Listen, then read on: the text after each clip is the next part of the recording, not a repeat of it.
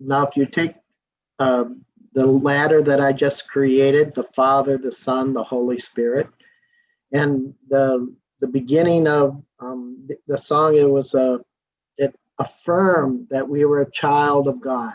So that was an affirmation. That was the decree that if we settle that in our spirit, we can open that door to the great I am presence, because it's all available to you and I. In Genesis 1, it said, let there be light. And it says there was light, and God saw it was good. What God created, he spoke it out. It was his word, and it went forth, and it created light. And as the scholars say, that was the Holy Spirit. He breathed the Holy Spirit, this energy that holds the whole universe together.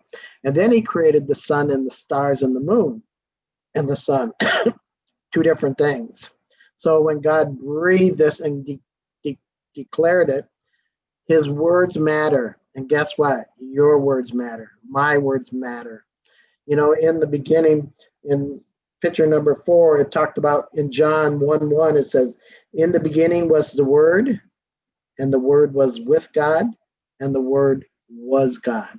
So there's a beginning, the end. It's all one. The idea is to allow grace now to take us to that place where we're one in the Spirit.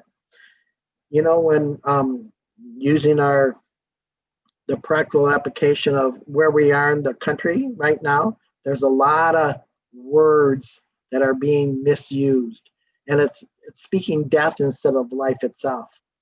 And so for me, I'm trying to maintain my own prayer life, my own understanding. But sometimes when I hear these words or read these words, I get offended. And we have a heart that gets wounded.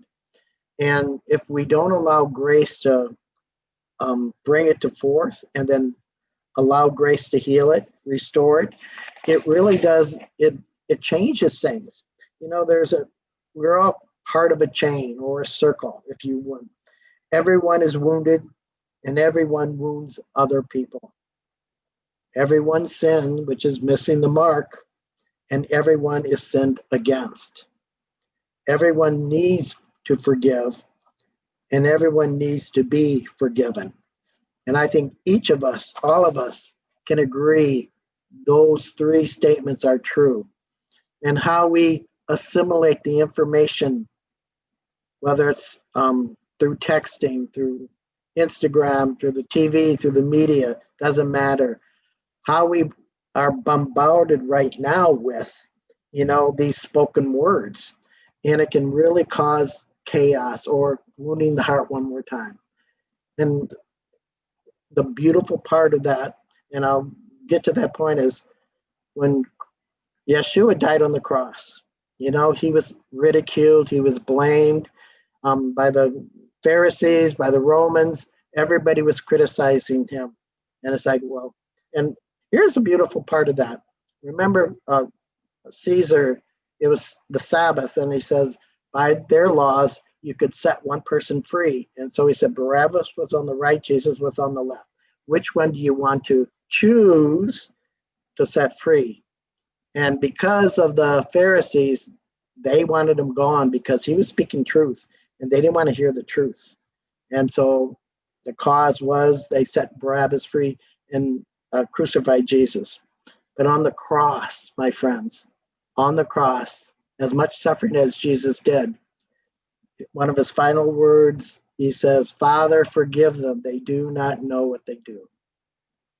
And that's such a lesson for today in our reality of whoever side, whatever political side you're on, or whatever difference you have, Christ showed us the way. So he opened that Pandora's box of what heaven's like. He opened it up, and here's how we get set free.